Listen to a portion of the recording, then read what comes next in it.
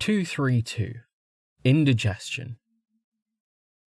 Any hope that this would be a Geppetto situation vanished with the arrival of the first blast of acid. Even mixed with seawater, it drove Chemical Ward to panic. Besides his interface, all Rain could see was the inside of his helmet, lit by his glowing eyes.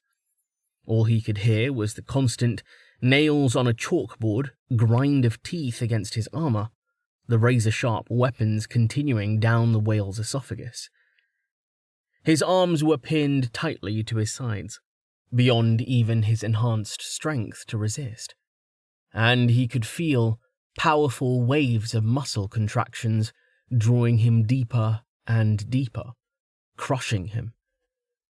He'd managed to take a huge breath just before the jaws had closed, but was now finding it a struggle to keep the captured air. Don't panic. With urgency and forced calm, Rain adjusted his wards to better mitigate the acid and the constriction, then triggered an essence exchange. Before it finished, he closed his eyes and slipped completely into his soul. When he opened them again, he found his avatar buried underneath a mountain of pillows, lying in a bed softer than Cloud's fur. Sitting bolt upright, he ignored the minor avalanche he caused in favor of staring at the dialogue before him. Progress report. Marker 1, whale inbound. Marker 2, whale inside. Span 1 minute. Skills. Prismatic intent plus 104 experience. I gained more in prismatic intent in 1 minute than I did in the past month. It's so simple. Why didn't I try fighting a whale sooner? Struggling free of the pillows, he swapped his pajamas for a t-shirt and jeans, though his mind had subconsciously managed the change. Dozer was here, asleep in his box bed, and stirring despite the muffled Kinglink. Not having time to worry about it, Rain vanished in a whirl of twisting space, reappearing in a control center in the server complex that held his brain. How much time do I have? Time acceleration equals 1 plus effective clarity times engine of change times coefficient. Time acceleration equals 1 plus 830 times 17 times 10 milliseconds per second. Time acceleration equals 142.1 seconds per second. Next tick. 76 seconds. Multipliers still 10 times less than when the Magistral Obelisk had me. If I die, I'll never find out why. Dismissing the calculation and sliding the countdown to sit neatly in his HUD, he spawned windows for all his active wards. His hasty settings adjustments became more calculated, and by tweaking his perceptions, he further reduced the draw. He didn't mind if the magic in the acid saturated his armor. He didn't mind if the teeth tore into his durability, leaving progressively deeper scratches across the surface. He reached equilibrium, perfectly matching his mana consumption against the drain. There. Dimly aware of a bead of sweat rolling down his forehead, he looked at his still open essence tracker and glared at it until a third column appeared, showing him the average rate of change. Chaos. 58 kilo essence. Minus 17.6 essence per second. Potential. Greater than 929 kilo essence. Minus 6.33 essence per second. Soul. Greater than 3.13 giga essence. The cost of time acceleration was relatively modest, inside anyway, following a linear formula, though where the divisor of 8 came from, he had no idea. At an acceleration factor of 142.1 seconds per second, the cost was 17.61 essence per second. Thanks to the elevated environment rank, his RAM scoops had topped their record performance and were bringing in around a staggering 61 milliessence per second. His main reactor was consuming 6.33, essence per second, fueling his mana regeneration. Built from mostly rank 20 soul, it also produced essence of an equivalent rank from seemingly nowhere. The rate was pathetic, though, working out to 598 micro-essence per second when standardized to rank 0 units. All of the numbers were relative to his accelerated reference frame, but they were trivial to convert with some mental maths. About 55 local minutes to chaos depletion, so 23 seconds real world, 40 plus local hours until I run out of potential and have to start recycling things. No, wait, that's wrong.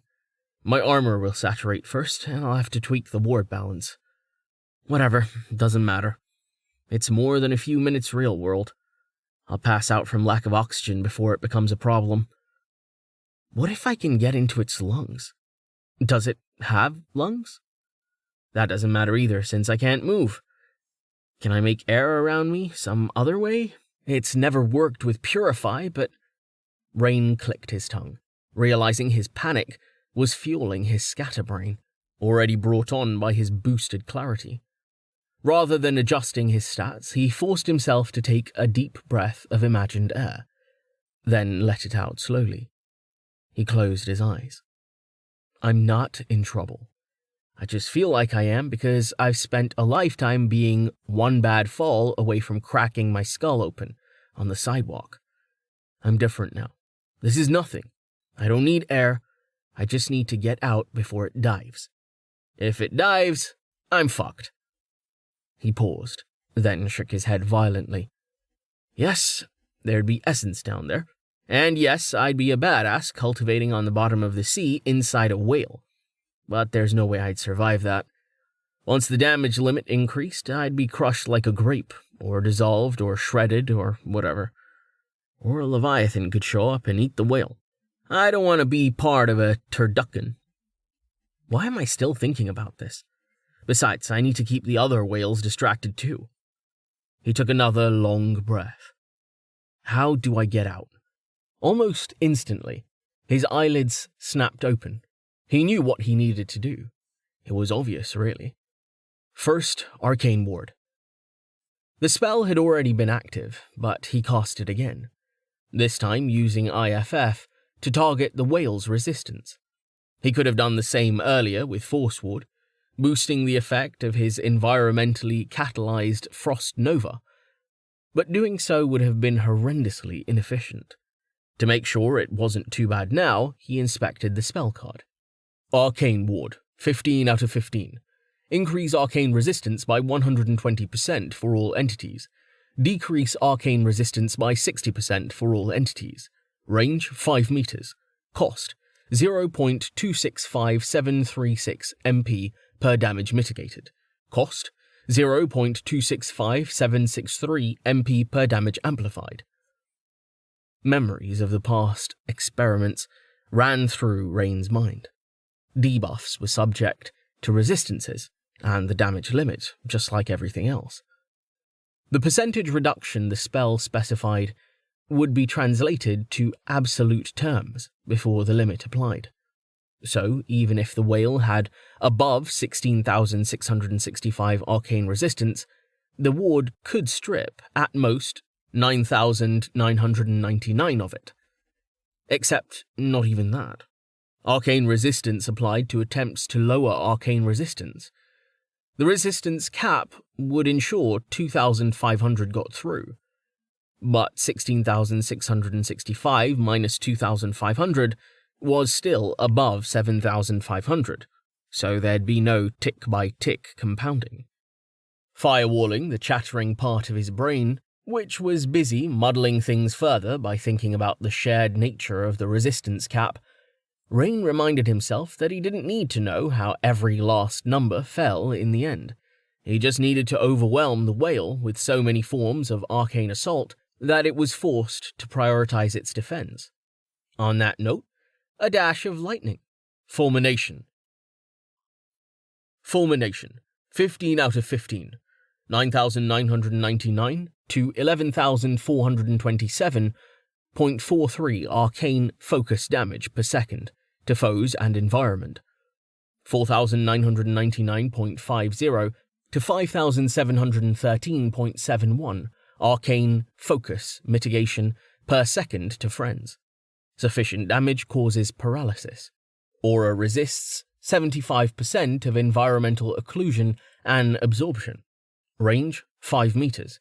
Cost 535.402 MP per second. Admittedly, it was more than a dash. He released the lock on his secondary stats, letting them flow into focus as he drew on his mana well to make up the difference. Now, having to deal with both spells, the whale would be forced to split its resistance between the resistance debuff and the paralytic lightning. Cap interactions were complicated things, depending upon the opinions of the parties involved. There was one factor, though, that topped all others: pure, overwhelming power. Just for today, Rain set aside the numbers, taking Velika's instructions to heart. There was one more spell he could add, one more arcane aspected ability. An ability invoked through an alias, lest its foulness taint the name of the best spell ever. Putrefy Nova. Putrefy 15 out of 15. Sow poison, corruption, and contamination. Range 696 meters. Cost 320 MP per second. Your decency. Despite being insulated by both aura focus and his position within his soul, Rain swore he still smelled something. He ignored the imagined reek, concentrating fully on what he wanted, hammering at reality with all the force of his will.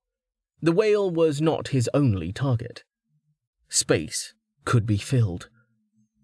With ethereal aura, he would fill it all. He would fill it with the most unspeakable, vile, offensive sludge his mind could conjure. The whale's domain fought back, of course. Its soul had been trying to smother his since he'd been swallowed, but he was not so weak as to be snuffed out that way. He shoved back, struggling to expand the space in which Putrefy could operate unrestricted. This space was his. His spell would fill every last milliliter with the vilest, chunkiest, most abominable slop in the universe. When it was full, it would create more. There could always be more. The outflow could not be stopped. It could never be stopped. Not so long as the spell was active. Foulness without end. It worked that way because he said it did. Time was passing, but Rain had little ability to perceive it. So utterly focused was he on committing his special crime. First, one real-world second, then two. The draw on Force Ward grew to dominate, crammed with his other spells into his second slot. To offset the drain, he called upon his Mage Well. 3 seconds. 4. With the tiny sliver of allocation he left to detection, he could feel the shape displaced by the whale in the ocean. Already the monster was rounder than it had been, and still the filth came. Superheated to boiling by the endless lightning. Rain could feel the monster's domain retreating into its flesh, abandoning its attempts to crush him in favor of protecting itself. That just gave him free rein. His domain grew, and the flow increased with the radius cubed. Not long after that, the whale's health bar began to drop. Not quickly. Not at any sort of rate that would defy the damage limit, but it was dropping all the same. And then it wasn't. The filth surged, carrying Rain with it. Mouth, blowhole, some other hole. Rain wasn't sure. Such was the speed with which he was ejected. Mercifully, his trajectory sent him soaring into the sky. He'd been ready with velocity, should he have been fired down to the depths instead, but for once the dice had landed his way. As soon as detection told him he was above the waterline, he reversed the magic, knowing that he'd never be able to undo the horror he'd just wrought, but that he had to try. Purify Nova! The space around him cleared rapidly, and he opened his eyes, removing aura focus but keeping the spell active. As he neared the top of his arc, he extended a gauntleted hand upward without thinking. Another hand clasped his, forearm to forearm. "What were you thinking?" Amelia screamed over the rushing wind. "Sorry, had to break a promise," Rain yelled back, as she hauled him into the sky. Below, he could see the other whale surging through the defiled ring left in the waves. The one that had eaten him had fled below the surface, but the others didn't seem deterred by the filth. From the anger rolling off their souls, they were simply pissed. He got that. Without warning, one of them let loose its water harpoon, nailing him and Amelia square on. "Hey!" Amelia yelled, though she recovered quickly, as unhurt as he was. "We need to keep them distracted," Rain yelled. "Don't get too far away." "Rain King," a voice interrupted, heavy with accusation. "Oh, hey, Dozer," Rain replied, suddenly trying to sound innocent. "Have a good nap?" "Rain King," the essence slime sent, clearly not buying it. "I am disappointed." In the end, the battle with the whales ended up lasting hours. With Airwalk and wards, he and Amelia were never in any real danger. Rain counted 6 of the things in total, though there could have been more. Periodically, the massive creatures would dive below his detection range, presumably to refill their essence stores in the lightless depths, making it harder to keep track. 6 was merely the highest number he'd observed within range at any one time, and as far as he'd been able to tell, the one that had tried to eat him had never returned. It had learned its lesson, presumably. By the time the last whale finally gave up, the shore was in sight. Temerity was out of range, likely hiding in one of the countless marshy bays in the distance. Rain had lost track of it. "Which way?" Amelia asked, tiredly, dismissing her bow and hiking him up on her back. She was wearing him like a backpack full of soup cans. Clinging tight, he peered over her shoulder, then pointed at a dark speck hovering over a stretch of shore to the south. "Is that Emerton?" Wordlessly, Amelia took off in that direction, and Rain took the time to reactivate his aura anchors. He started with detection, his face turning grim as it informed him that there were only 962 friendly sapient entities aboard, rather than the 965 there were supposed to be. A rapid search macro provided him with 3 names: Emerton, Rissaf, and Janna.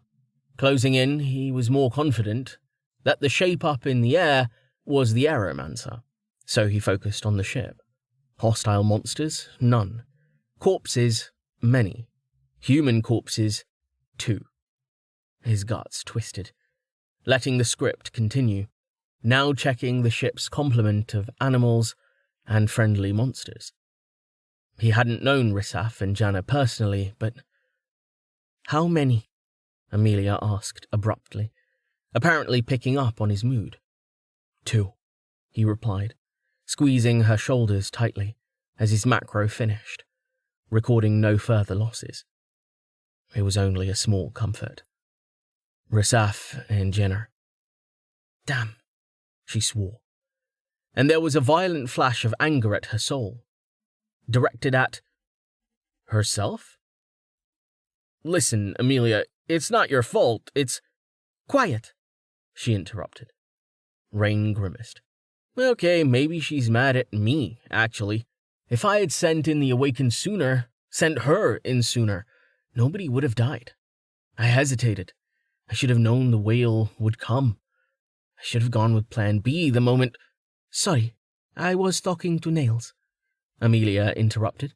"Yes, I know it's not my fault.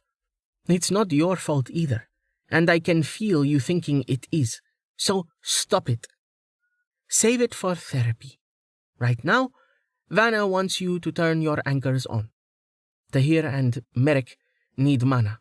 and Ascension needs its captain." "Right," Rain said, suitably chastised. She was right, he had to stay focused. He wasn't allowed to feel. Not yet.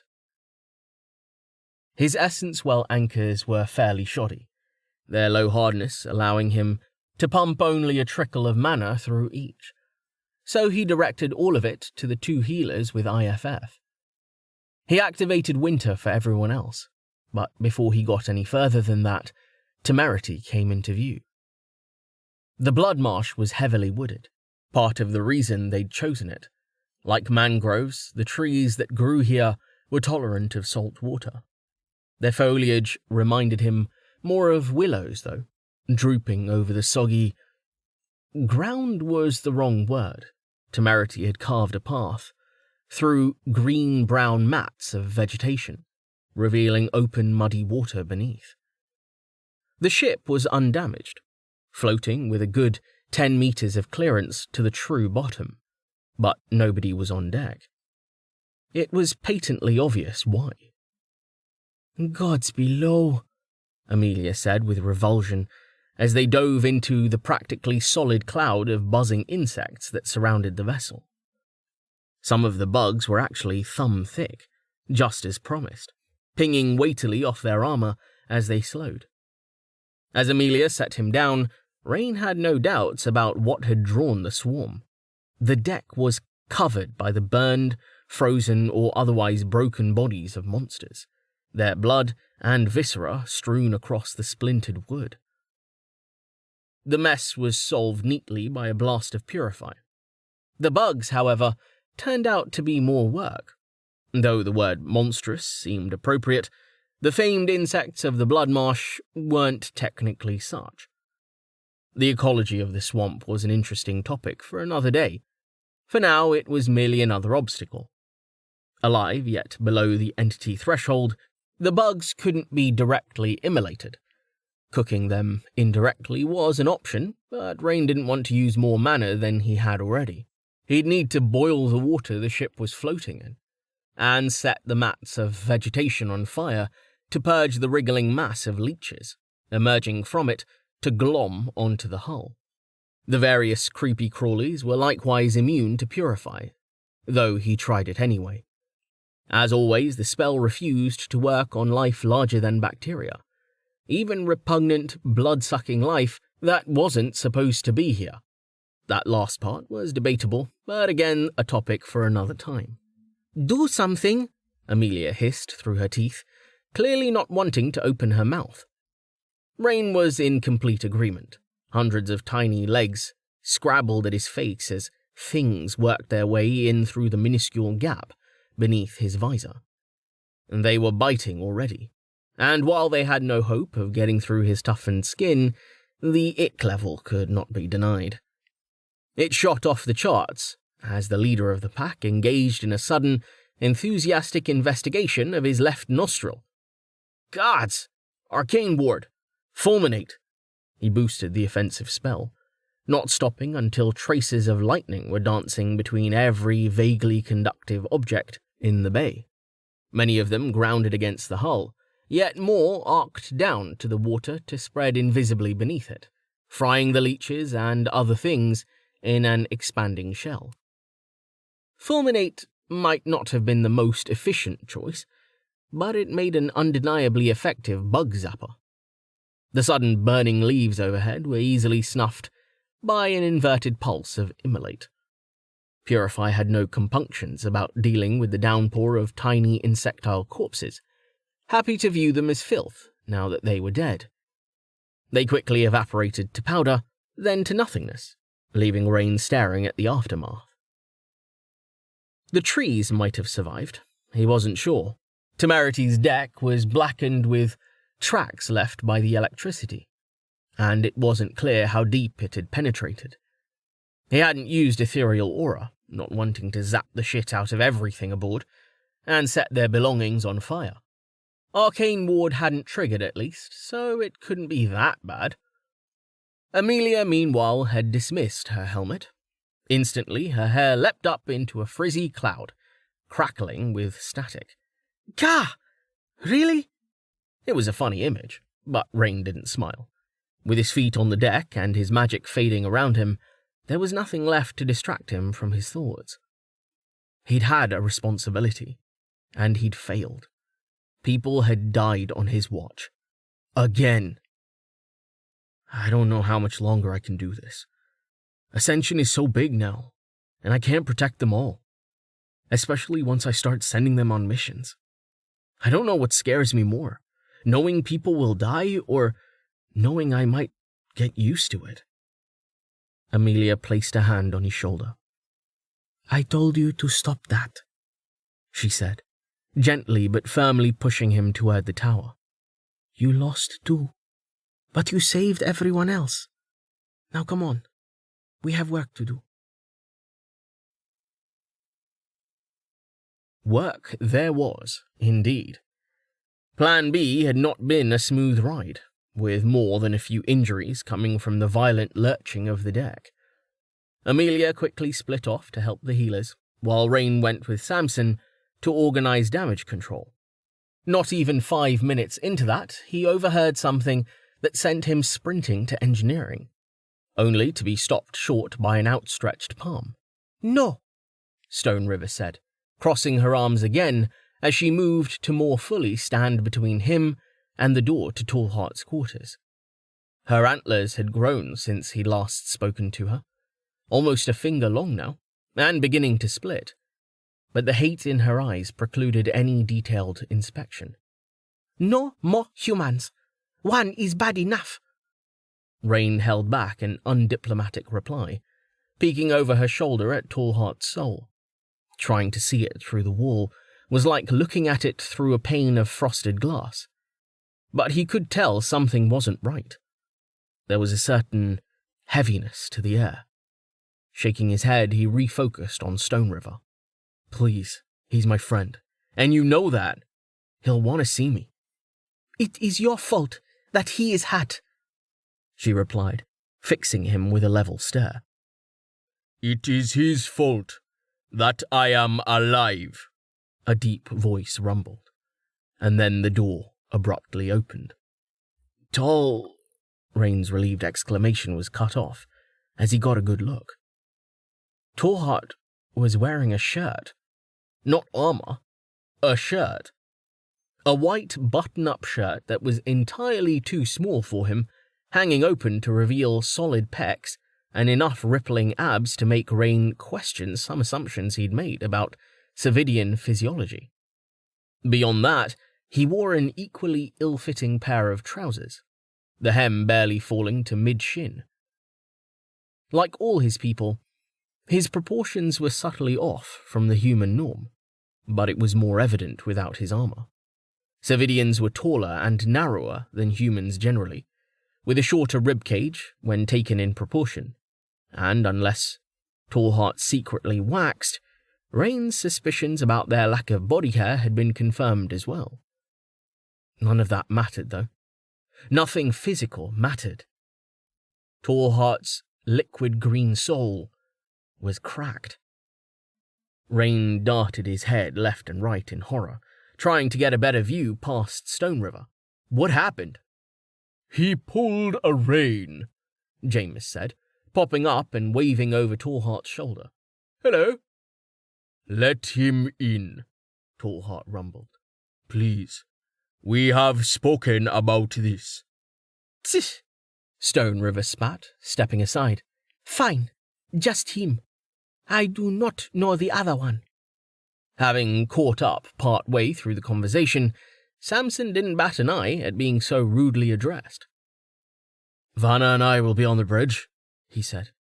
I'll come when I can, Rain replied, tearing his eyes away from Tallheart's damaged soul for a moment to glance at him. Set up a debrief meeting for, say, 30 minutes from now, and get a scout report from Emerton. We need to find a drier spot. This one sucks. Literally, Samson said. I believe we underestimated the bugs. Rain barely heard the appreciation for his unintentional pun, already hurrying inside and fully focused on Tallheart's soul. That fixation also led to the immediate stubbing of his toe, making a loud metallic clang.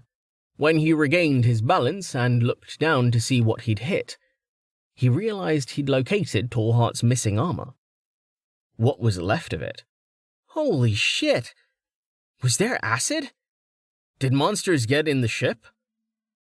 Close that door, Tallheart rumbled, reaching past him to do just that. It slammed shut with a solid thunk, and he turned the locking lever to hold it in place. He said it was the backlash from his skill eating away the durability, Jameis supplied helpfully, retreating to sit on Tallheart's oversized bed.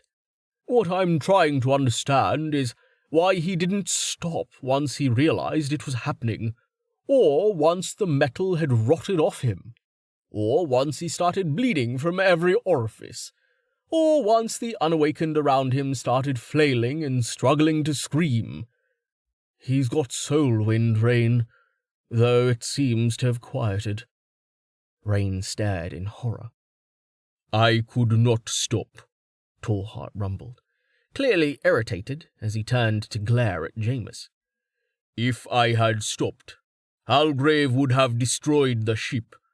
The braces we added for Plan B were insufficient.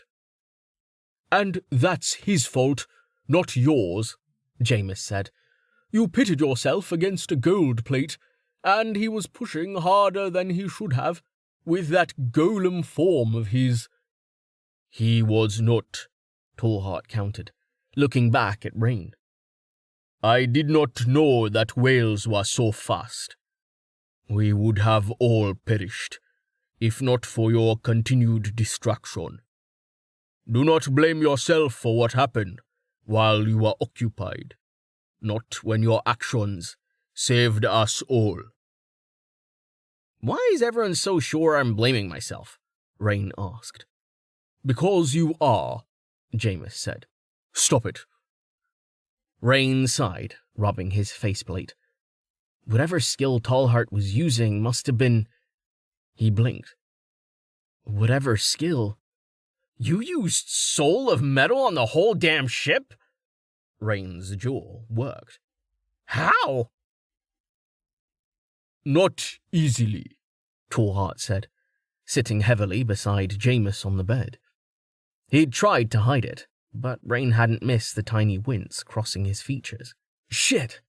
He swore, rushing over to him. How are you not in excruciating pain? Without your armor, you're Do you think I have watched you run while standing still? Tallheart asked, pushing him away with no apparent difficulty. I have been using the accolade trick as much as you have. More, I suspect. My endurance synchronization is much improved. Rain looked down at Tallheart's hand on his breastplate. Right, but... Tallheart took his hand away, returning it to his lap. I also suspect that the remaining pain I feel is... There is a word for it. In the mind. Something? Jameis asked, making Rain blink at the flowing syllables. Was that Zealander? That is it, Tallheart confirmed. Psychosomatic? Rain tried, assigning a tentative translation to what was clearly a loan word. Tallheart rumbled. You should understand it well. Why else would you be pouring your concern for me into the inside of your helmet? Rain swore, then slammed his visor up. Never mind that. He searched around, quickly finding a stool and righting it so he could sit. Look at your soul, Tallheart, he insisted, scooting closer. It's cracked. You need to... I am aware of what I need to do, Tallheart interrupted. I am not going to burst. I would have already if that were a danger. Meeting Rain's eyes, he blinked slowly, then looked away. The strain I am under is less than it was. I will follow your example. I will take it easy. Pardon, Tallheart, but did you just claim Rain's been taking it easy? Jameis leaned forward. Was I not just telling you how he yeeted himself at a whale? He looked at Rain. Am I conjugating that correctly? Yeeted? Too stricken to do anything else, Rain nodded. What happened out there, Rain? Jameis asked, more seriously. You and Amelia didn't actually kill any of them, did you? And what in L's name was that first explosion? Don't tell me you can do that whenever you want. Did you become a gold plate when I wasn't looking? No, Rain said with a sigh. This is going to take more than 30 minutes. Hang on a minute, Rain, Jameis said, his brow furrowing. Are you using a lot of mana right now? No, Rain said, checking, but with the crisis over, it was down to just winter, and a little detection. Why? Jameis's brow furrowed further. Were your eyes always blue?